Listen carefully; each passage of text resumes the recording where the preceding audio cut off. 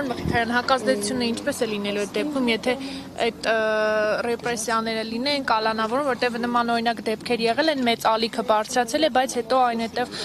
կամաց նվազել է ու իշխանությունը կարողացել է հասնել իր ուզածին։ Այդ սցենարի պլանը։ Ես կարծում եմ, որ մենք ընտրություններից հետո, արդյունքները տեսնելուց հետո, եթե հանդիպենք, ամեն ինչը քննարկելու ենք, բոլոր ռիսկերը հաշվարկելու ենք, որովհետև բոլորն էլ adekvat մարդիկ են, շատ լավ հասկանում են, որ պետությունում են ապրում, որ համակարգում են ապրում, այնպես որ այդ բոլոր հարցերի պատասխանները կլինի գիշերը։ Ես ուղղակի եւս մեկ անգամ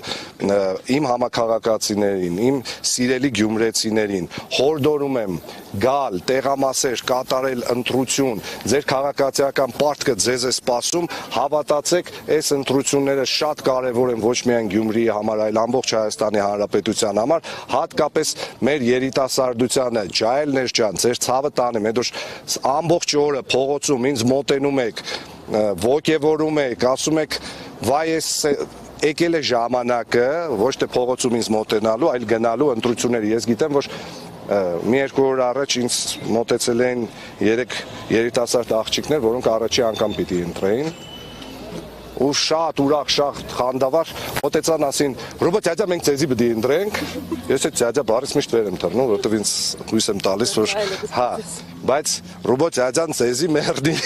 գնացեք ընտրությունների, շատ կարևոր ընտրություններ է երեխեք ջան, ձեր համար է, ձեր քաղաքի համար է, մեր բոլորի արժանապատվության ու թասիբի համար է։